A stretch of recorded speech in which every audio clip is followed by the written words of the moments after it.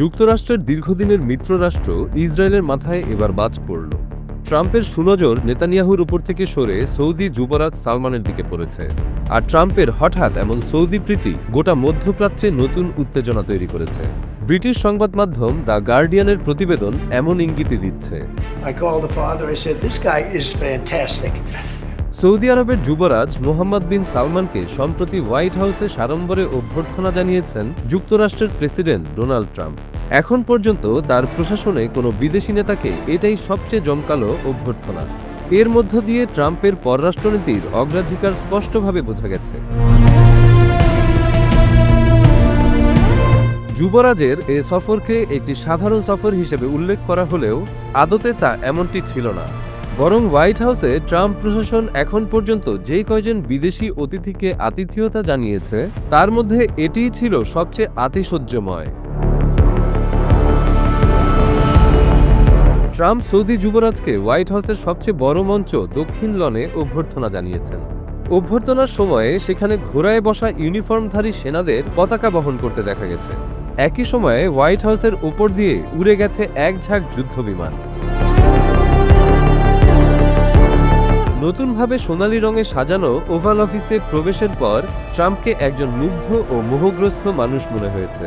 তিনি যুবরাজের হাত ধরেন এবং একাধিকবার বলেন, রাজকীয় বন্ধুত্ব তার জন্য বিরাট সম্মানের। কিন্তু এক সাংবাদিক 2018 সালে সাংবাদিক জামাল খাশোগিকে হত্যা এবং তার মরদেহ টুকরো টুকরো করার প্রসঙ্গের অবতারণা করলে ট্রাম্প ক্ষিপ্ত হয়ে ওঠেন। তিনি ওই সাংবাদিকের প্রতিষ্ঠান এবিসির সমালোচনা করেন। মূলত এই হত্যাকাণ্ডের কারণেই গত 7 বছর যুক্তরাষ্ট্র সফরে যাননি মোহাম্মদ বিন সালমান।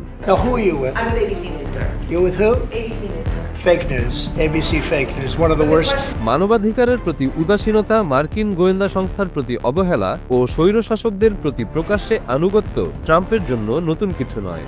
গত জানুয়ারিতে ট্রাম্প দ্বিতীয়বার ক্ষমতায় আসার পর মার্কিন পররাষ্ট্রনীতির সেই দিক এরই মধ্যে ব্যাপকভাবে বদলে গেছে।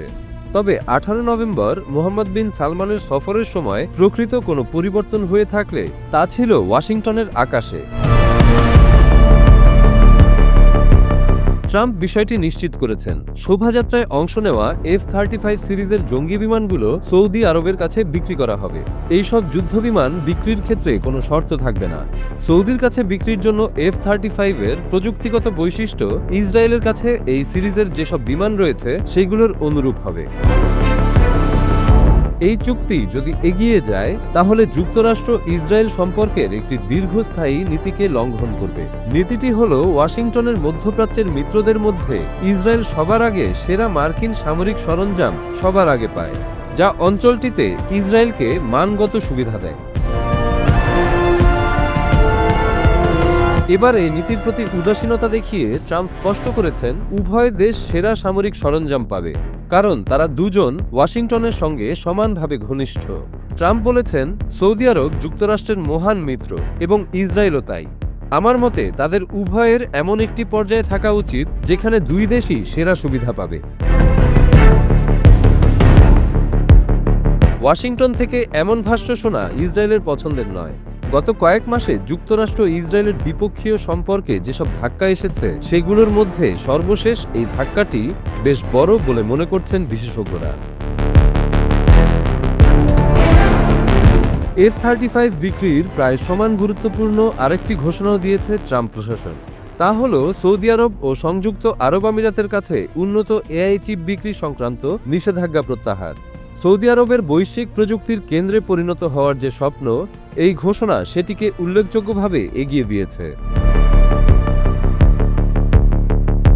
সাম্প্রতিক সময়ের আরও কিছু ঘটনা থেকে বোঝা যায় অন্তত সাময়িকভাবে হলেও যুক্তরাষ্ট্র মধ্যপ্রাচ্যে ইসরায়েলকে অগ্রাধিকার দেওয়া থেকে সরে যেতে পারে। 17 নভেম্বর যুক্তরাষ্ট্র জাতিসংঘ নিরাপত্তা পরিষদের যে প্রস্তাব তৈরি করেছে সেটির ভাষা এমন ছিল যা স্বাধীন ফিলিস্তিনের সম্ভাব্য পথ খুলে দিয়েছে। সর্বাত্মক চেষ্টা করেও ইসরায়েল প্রস্তাব থেকে এই ধারা বাদ দিতে পারেনি। কয়েক মাস আগে গত জুনের শেষে ট্রাম্প সিরিয়ার উপর থেকে কিছু নিষেধাজ্ঞা প্রত্যাহার করেন। এটিও ইসরায়েলের চাওয়ার বিপরীতে হয়েছে। আর নিজের পররাষ্ট্রনীতির প্রদর্শনী হিসেবে গত মে মাসে মধ্যপ্রাচ্য সফরে যান ট্রাম্প। সফরে তিনি সৌদি আরব, কাতার ও সংযুক্ত আরব আমিরাতে গেলেও ইসরায়েলে যাননি।